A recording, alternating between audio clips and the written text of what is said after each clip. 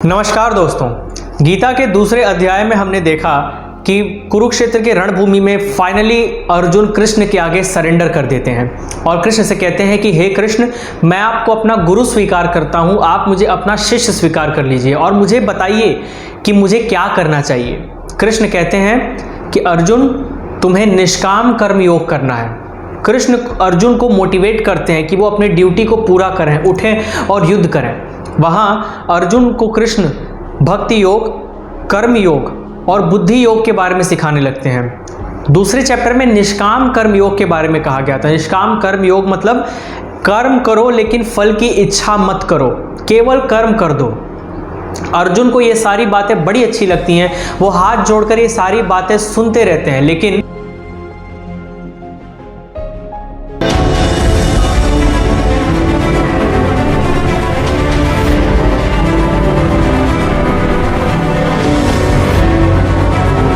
आप जानते हैं गीता का जो थर्ड चैप्टर है जिसे कर्म योग कहा जाता है, वो कृष्ण को क्यों कहना पड़ा।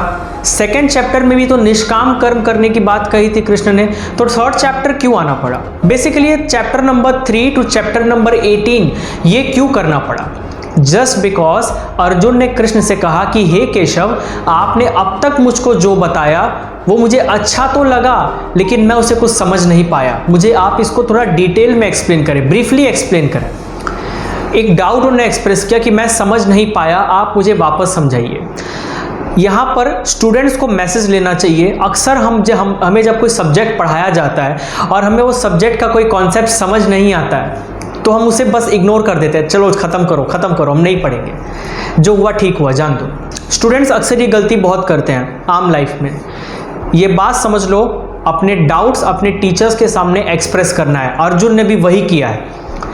अर्जुन के टीचर फिलहाल कौन है? भगवान श्री कृष्ण। और कृष्ण से वो कहते हैं कि हे केशव, आपने अब तक मुझको जो समझाया वो मैं समझ नहीं पाया। अर्जुन यहाँ श्री कृष्ण से कहते हैं जायसी चेत कर्मणस्ते मता बुद्धिर जनार्दना तक्तिम कर्मणि धोरे मा नियोजसी केशवा। अर्जुन कहते हैं हे जनार्दन, अगर आपको निष्काम कर्म योग के बजाय ज्ञान योग ज्यादा बड़ा लगता है तो आप मुझे इस कर्म योग में क्यों डाल रहे हो। दरअसल जब पिछले अध्याय में कृष्ण ने अर्जुन से कहा कि कर्मण्येवाधिकारस्ते मां फलेषु कदाचना मां कर्म फल हेतुर्भुर्मो ते संगो सत्व कर्मणि, कि हे अर्जुन, तुम सिर्फ कर्म करो, तुम्हारे हक में सिर्फ कर्म करना है, उसका रिजल्ट क्या होगा उस पर विचार मत करो, रिजल्ट्स की एक्सपेक्टेशन मत रखो, तुम्हें सिर्फ कर्म करना है। तो अर्जुन को ये बात थोड़ी डिफिकल्ट लगी कि मैं कोई काम करूं और उससे कोई एक्सपेक्टेशन नहीं रखूं, ये थोड़ा डिफिकल्ट लग रहा है। अर्जुन कहते हैं व्यामिनिश्रेव वाक्येन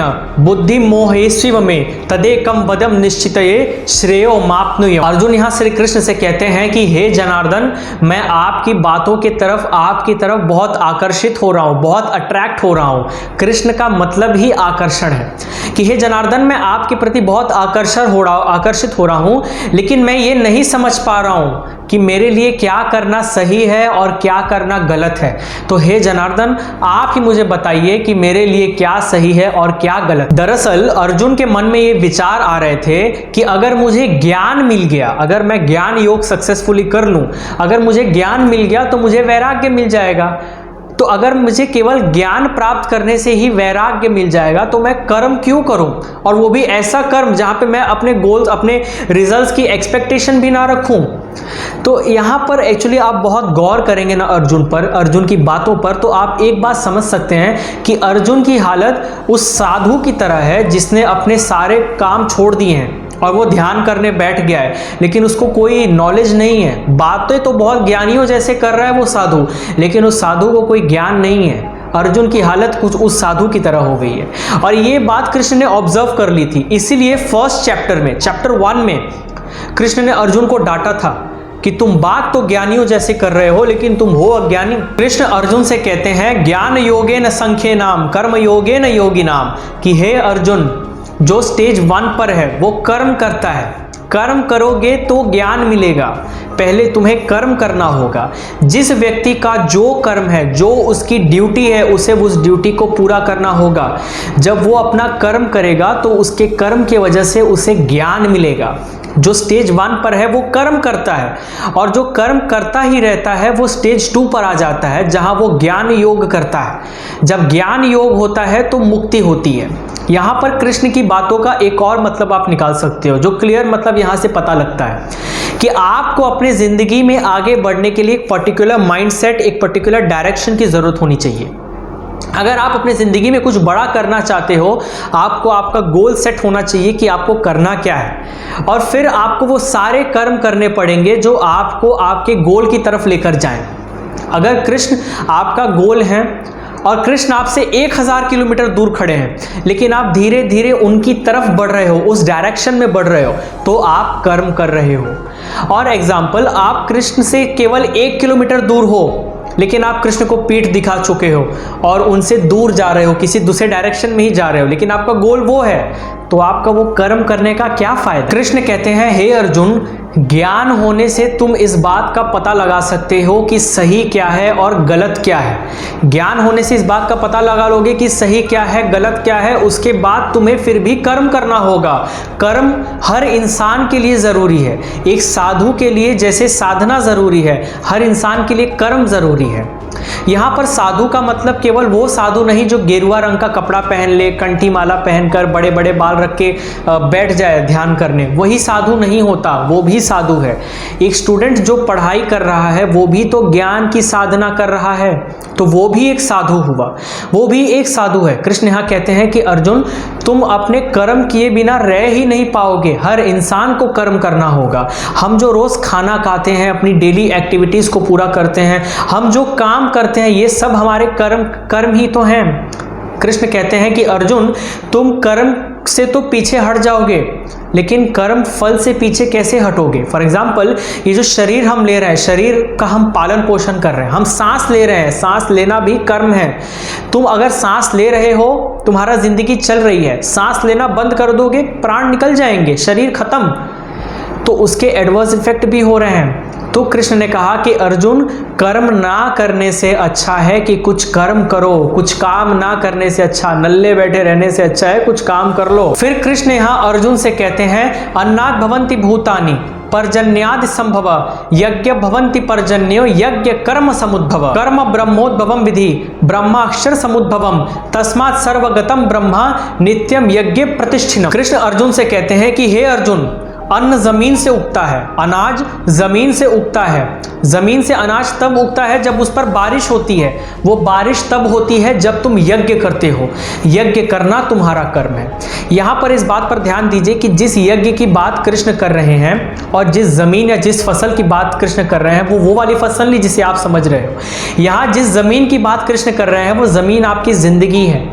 और जब आप अपनी जिंदगी में मेहनत का बीज लगाओगे, तब कृष्ण अपने आशीर्वाद की बारिश उस पर करेंगे और उस बीज का जो रिजल्ट होगा उसे आप एंजॉय करोगे। एक स्टूडेंट जब अपनी पढ़ाई में मन लगाएगा, उसे दिन रात पढ़ेगा, मेहनत करेगा, तब उसे उस मेहनत का रिजल्ट क्या मिलेगा, उसके मार्क्स अच्छे आएंगे, उसको उसका अच्छा रिजल्ट मिल जाएगा। उसी तरह जब आप आपका जो कर्म होगा, उस कर्म को पूरे ड्यूटी की तरह एकदम डेडिकेशन के साथ पूरा करोगे, तब कृष्ण उस पर अपना आशीर्वाद बरसाएंगे और उसका जो भी अच्छा रिजल्ट होगा वो आपको मिल जाएगा। यहाँ पर आपको ध्यान देना होगा कि कृष्ण ने कहा कर्म ब्रह्मोद्भवम विधि, कि कर्म वो करने हैं जो वेदों में लिखे हुए हैं। वेदों में लिखे हुए हैं, तो वेद कहाँ मिलेंगे, ब्रह्माक्षर समुद्भवम, वेद भगवान के पास मिलेंगे।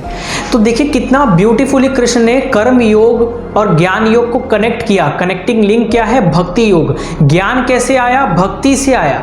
तो कैसे किया कि कर्म योग और भक्ति योग जब साथ में होगी तो ज्ञान योग भी आ जाएगा, और जब ये तीनों एक साथ आपके जिंदगी में आ जाएंगे तो जिंदगी भर तो आप सुखी रहेंगे, मरने के बाद सीधा वैकुंठ। कृष्ण ने यहाँ पर जो कहा वो सच में बहुत ही इफेक्टिव बात है और सच है। जो इंसान कर्म योग, इस यज्ञ का पालन नहीं करता, इस कर्म योग को फॉलो नहीं करता, वो इंसान शरीर में बहुत पाप कर रहा है।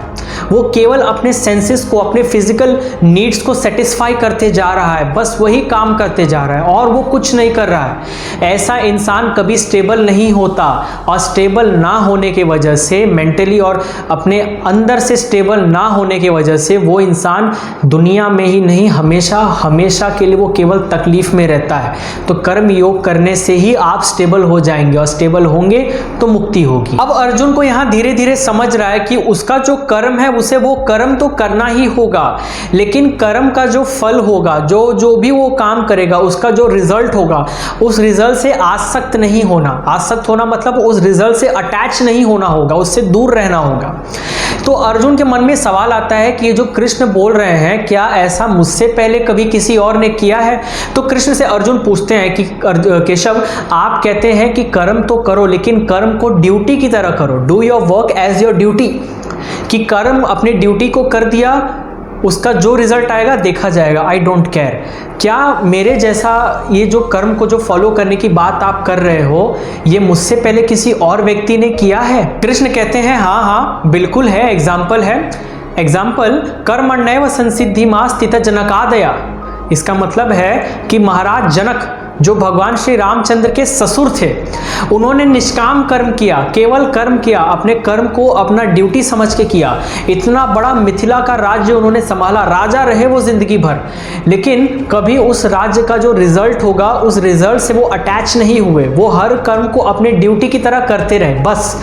महाराज राम के जो छोटे भाई भरत थे, आपने रामायण अगर देखी होगी तो आपको याद होगा कि जब भगवान श्री राम वनवास पे जाते हैं तो उनके जो छोटे भाई भरत थे, वो भरत भी 14 साल के लिए जंगल में रहते हैं, मतलब महल में नहीं रहे। जैसे राम रहे वैसे उन्होंने अपना राजा के तौर पे सारे काम किए, लेकिन उस फल से, उसके रिजल्ट से अटैच नहीं हुए। वो भी एक सन्यासी बन के रहे, महल में, जंगल में रहे। उन्होंने अर्जुन से कहा कि हे अर्जुन, इस सृष्टि में कर्म तो मैं भी कर रहा हूँ, मुझे कर्म करने की क्या आवश्यकता? बिल्कुल सही बात है, जिसने पूरी दुनिया को बनाया उसे कर्म करने की क्या आवश्यकता? वो तो सब कर ही चुका है ऑलरेडी। कृष्ण ने भी यही बात की कि इस दुनिया में कर्म तो मैं भी कर रहा हूँ, मुझे कोई काम करने की आवश्यकता नहीं है, मुझे कोई भी ड्यूटी को पूरी करने की कोई ज़रूरत नहीं है। मैंने सब ऑलरेडी सोच रखा है कि कब क्या होगा, लेकिन मैं फिर भी अपना कर्म कर रहा हूँ। क्यों कर रहा हूँ? क्योंकि मैं एक लीडर हूँ। मैं जो करूँगा मेरे लोग उससे फॉलो करेंगे, मेरे कर्म दुनिया के लिए एग्जाम्पल बनेंगे। कृष्ण ने भी वही किया कि कृष्ण को कोई काम करने की जरूरत नहीं है, लेकिन वो फिर भी कर्म योग कर रहे हैं, निष्काम कर्म। उसका रिजल्ट क्या होगा कृष्ण नहीं जानते, कृष्ण नहीं देख रहे रिजल्ट क्या होगा, जो भी होगा देखा जाएगा, लेकिन वो बस अपने कर्म किए जा रहे हैं। फिर इसके बाद कृष्ण अर्जुन से कहते हैं, मयि सर्वाणि कर्माणि संन्यास्याध्यात्म चेतसा निरश्य निराम भूत्वा युद्धस्व विगत ज्वरः। इसका मतलब है कि हे अर्जुन, अब मैंने तुम्हें जो जो समझाया उस बात को अच्छे से समझो और अपने सभी कर्म, अपने सभी ड्यूटीज मुझे समर्पित कर दो। मुझे अपने जो भी ड्यूटीज हैं उन्हें मुझे समर्पित कर दो। अपने सभी भावनाओं को छोड़ो, रिजल्ट्स की चिंता छोड़ो, तुम उठो और युद्ध करो। यहाँ इसका मतलब है कि कृष्ण अर्जुन से कहते हैं कि हे अर्जुन, तुम अपने सभी कर्म को मुझे समर्पित करो, make it as an offering to me. अपने सभी कर्म को मुझे समर्पित कर दो, अपने सभी भावनाओं को छोड़ो, रिजल्ट्स की चिंता छोड़ो, उठो और युद्ध करो, क्योंकि तुम क्षत्रिय हो, तुम्हारा कर्म इस समय युद्ध लड़ना है। यहाँ पे जब कृष्ण कहते हैं अपनी सभी भावनाओं को छोड़ो, इसका मतलब होता है do your work as your duty. अपने कर्म को अपनी ड्यूटी की तरह करो, बस ड्यूटी थी मैंने कर दिया।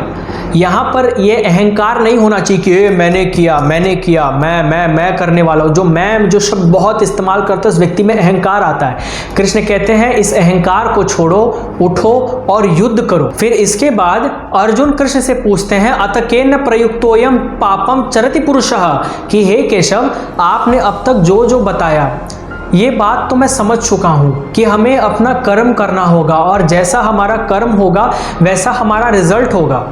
तो हे केशव, मुझे एक बात बताइए कि ये बात जानने के बाद भी कि मैं गलत काम करूंगा तो उसका मुझे गलत रिजल्ट मिलेगा, मैं कोई पाप करूंगा तो उसका गलत रिजल्ट मुझे मिलेगा, तो उसके बाद भी लोग पाप वाले काम क्यों करते हैं, लोग गलत काम क्यों करते हैं। कृष्ण यहाँ अर्जुन से कहते हैं काम एष क्रोध एष रजो गुण समुद्भव महाशनो महापाप विद्येन मही वैरी नाम, जिसका मतलब होता है कि हे अर्जुन, ये काम, ये क्रोध, यहाँ पे काम का मतलब केवल वो फिजिकल डिजायर, मतलब जिसे आप सेक्सुअल डिजायर कहते हैं, वही नहीं, यहाँ पर आपके जिंदगी में जो जो इच्छाएं हैं वो सभी काम के कैटेगरी में आते हैं।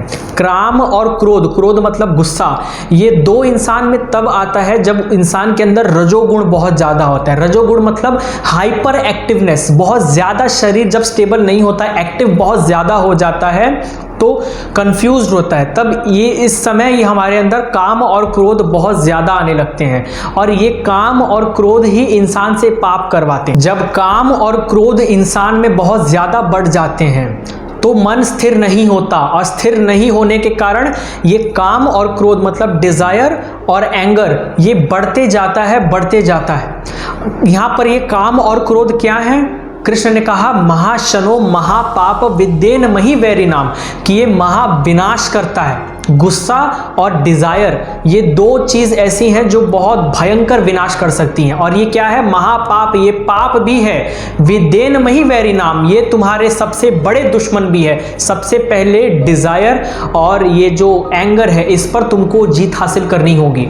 यहां पर आप एक बात तो समझ सकते हो कि अगर आईने के ऊपर धूल जम जाए तो उसमें आप अपने चेहरे को देखोगे तो चेहरा स्पष्ट नहीं दिखता, क्योंकि धूल जमी हुई है। उसी तरह जिस इंसान के मन में डिजायर और ये एंगर बहुत ज्यादा हो जाता है, उसे कोई ज्ञान नहीं दिखता, तो उसको कैसे हटाया जा सकता है? कृष्ण ने कहा कि निष्काम कर्म और भक्ति योग से, कि do your work as your duty. आपका जो कर्म है, आप एक स्टूडेंट हो, आपका कर्म है पढ़ना, आप एक पुलिस ऑफिसर हो, आपका काम है अपनी ड्यूटी को अंजाम देना, आप एक टीचर हो, आपका काम है पढ़ाना, आप एक डॉक्टर हो, आपका कर्म है कि पेशेंट्स को ट्रीट करना। बस अपने कर्म को कर्म की तरह, ड्यूटी की तरह करते जाओ। उसका क्या रिजल्ट आएगा उसकी चिंता मत करो, बस कर्म करते जाओ और अपने मन को भक्ति में लगाओ। जब कर्म करोगे उसके रिजल्ट तो तुमको मिल जाएंगे, और जब मन भक्ति में लगेगा तो मन शांत होगा, मन स्थिर होगा। ये डिजायर और एंगर से आपका मन दूर होगा, और जब ये हो जाएगा तो आपकी जिंदगी भी बहुत अच्छी हो जाएगी। यहाँ पर 3rd चैप्टर खत्म हो जाता है। अब जब 4th चैप्टर में अगले वीडियो जब बनाऊंगा तो 4th चैप्टर की वीडियो प्लीज स्किप मत करना, बिकॉज 4th चैप्टर सच में बहुत ही इंटरेस्टिंग है और आप बहुत कुछ उसमें सीख सकते हो। So stay tuned. Channel subscribe नहीं किया तो चैनल सब्सक्राइब कर दो। आप मुझे इंस्टाग्राम और फेसबुक पर भी फॉलो कर सकते हो, और कमेंट करके मुझे बताना आपको मेरे अब तक के जो वीडियोस हैं वो कैसे लगे, आपको मेरे जो गीता सीरीज मैंने चालू की वो आपको कैसे लग रहे हैं। आपका जो रिव्यूज आते हैं सच में बहुत अच्छा लगता है देखकर कि एटलीस्ट आपको मैं जो गीता सुना रहा हूँ वो आपको समझ रही है, मुझे अच्छा लगता है। सो प्लीज आप लोग कमेंट करके मुझे बताना कि आपको वीडियोस कैसे लग रहे हैं। राधे राधे।